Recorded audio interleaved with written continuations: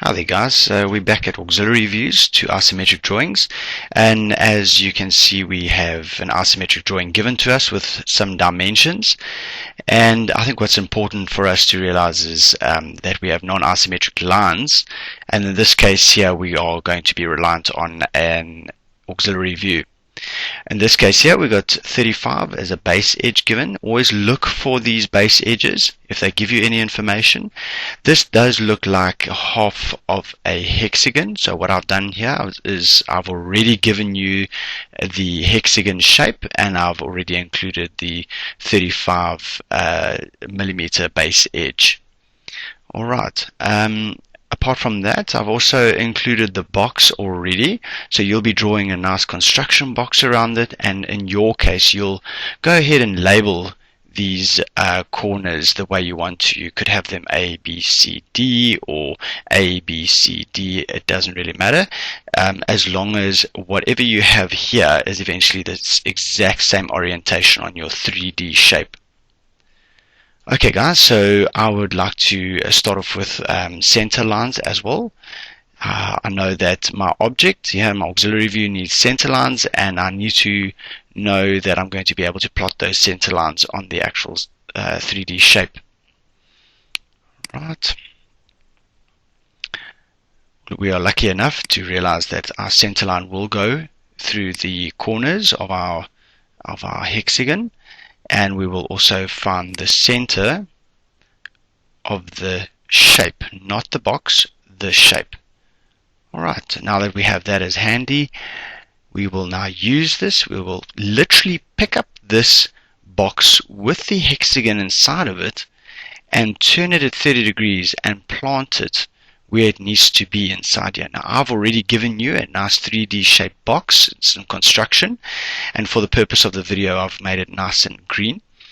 And you'll see that the little bit of information that they don't actually write over here, which you could assume, is the fact that this auxiliary or this hexagon shares the same center as the box. So I think it's important to go and find the actual center over here. Right.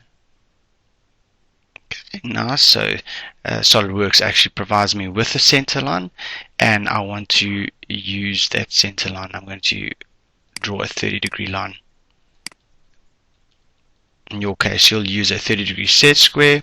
I'm simply going to be pushing my center lines from the front to the back, because I know that I'm going to have a set of center lines in the front and a set of center lines in the back, and then obviously one that goes right through the middle of both.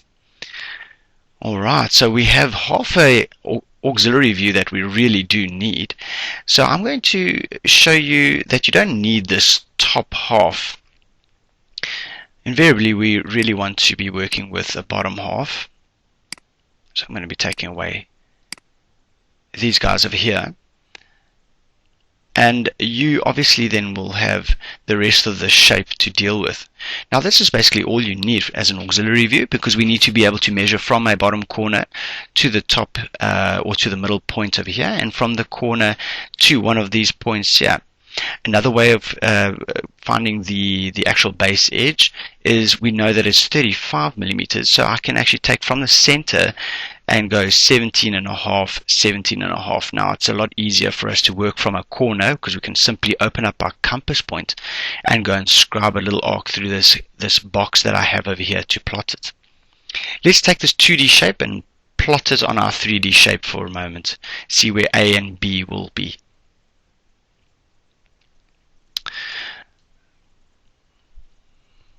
So we have a little bit of information again.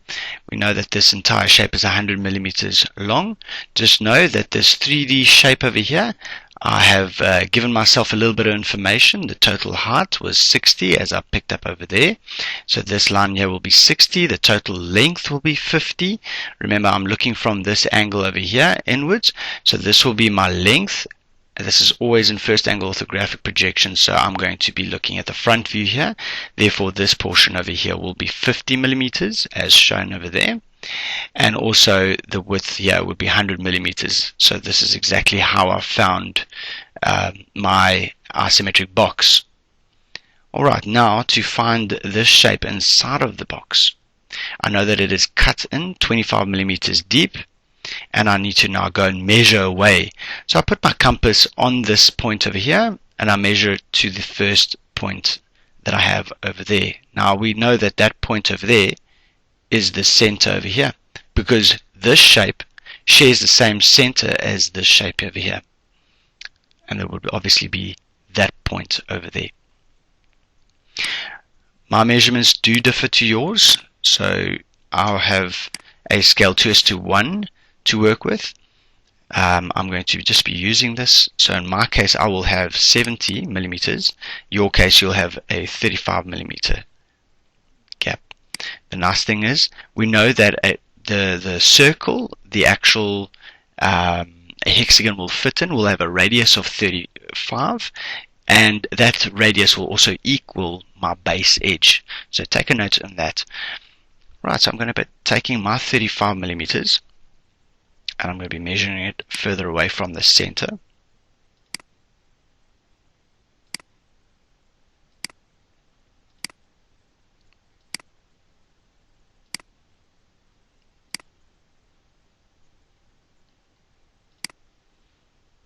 Alright, that's my first one.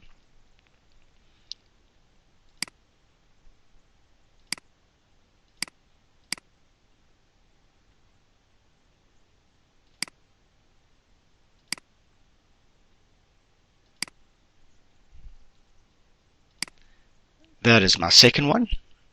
And now that I have found those 2 points over there, I want to be able to draw a nice isometric box in which this shape is going to be fitting. So I'm just going to clean it up a little bit so we can work. Right, we're going to deal with construction lines, and I have this nice vertical lines that I'm going to construct.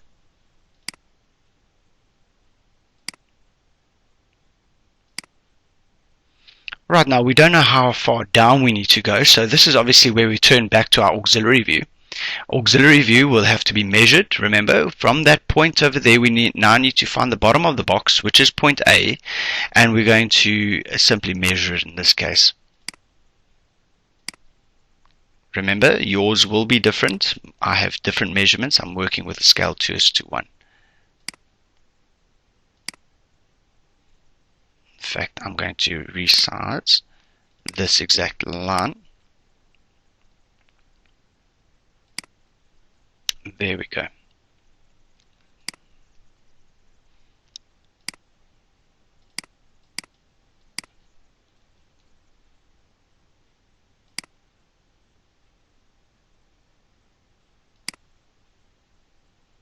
Let's neaten it up slightly. Okay, so there's half of the box over there. If I had to measure from A to B, I would have that point there as A and that point there as B.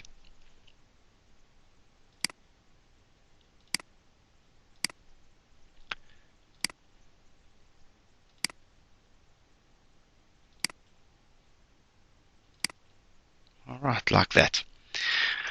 All I want to do now is go measure from A away to the first corner.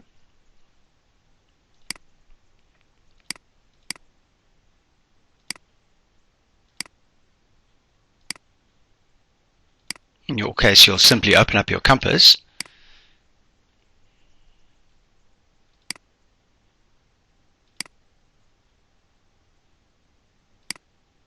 and you'll plot the point, describing an arc.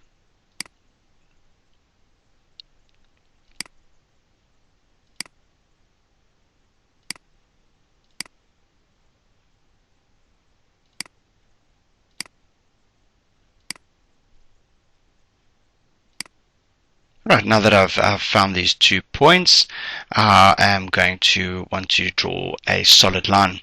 So let's go ahead. I'm just going to clean it up slightly. And I'm going to draw final lines from the points that I found. There we go. There's my 1 point, 2 over there. My next point is going to go to there.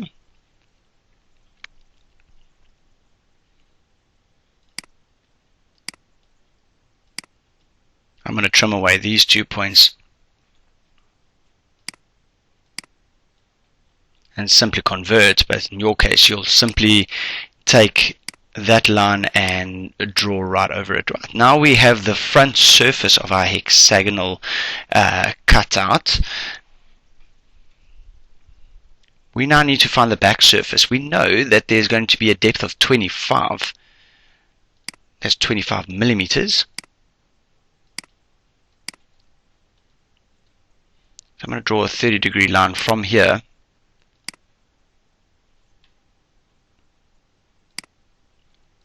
which is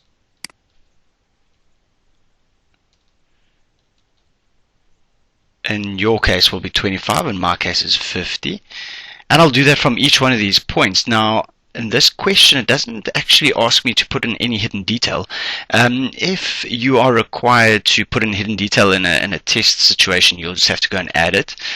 So I'm gonna simply copy this line at 30 degrees down to this corner over here and also over here. Right, we have non-isometric lines, so I don't have to really go and re-measure all this. All I need to do is join the ends of this line here, and I'm going to go ahead and draw this 30-degree line back there. Right.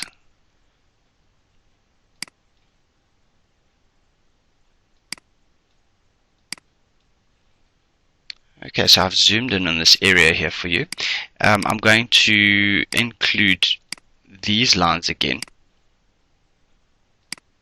just so that you can see that I did make use of the bottom half of this isometric box over here, and that is the bottom half of my auxiliary view. Now when it comes to the center lines, it's quite interesting because we already have a line here that we can rely on. Now I'm just going to trim this so that we have a little bit of area to work with.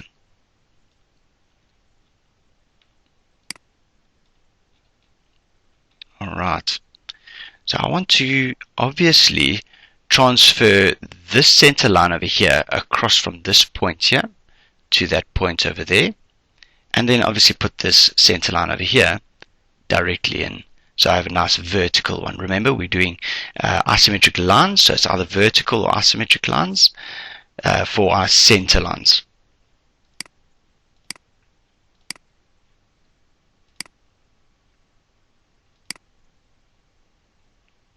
Okay, we have a slight intersection over here, and we want to make use of that intersection because that's obviously the center of the prism.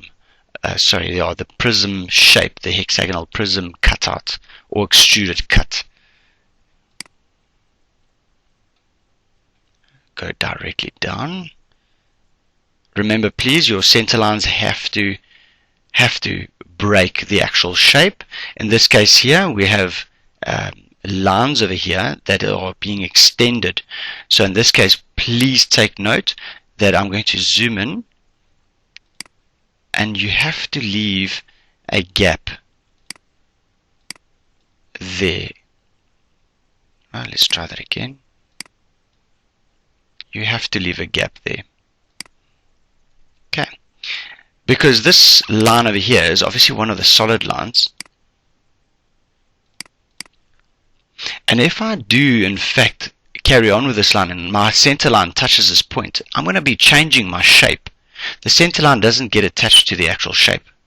Okay, so you leave a little gap over there showing that this is a center line and it's not part of the actual drawing.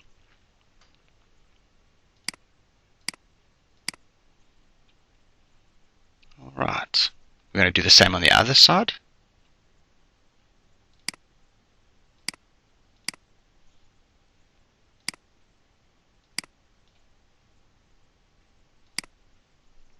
Alright, that's 100%. Now remember, this guy here needs to go right through the middle point. So I'm just going to extend it slightly.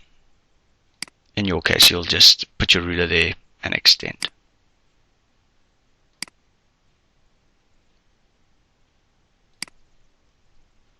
Right. Now that we're a little bit more clinical about it, in your case here, you'll also have to draw center lines for the back shape over there. We have one line missing over here.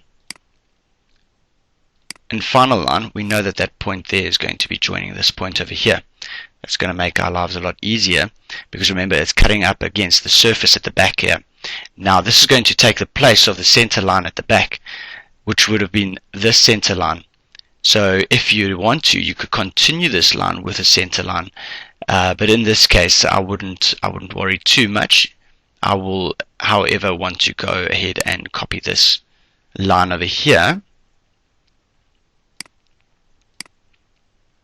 and apply it to the actual intersecting point in the back, where the center line actually touches here.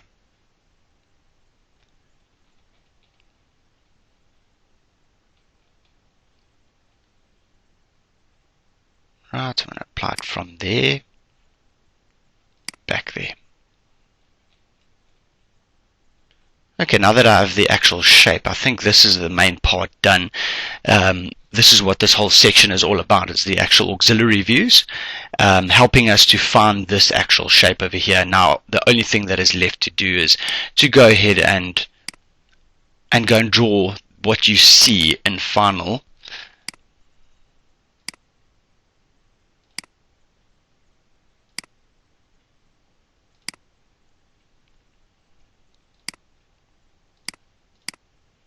And then you'll be left with that shape over there.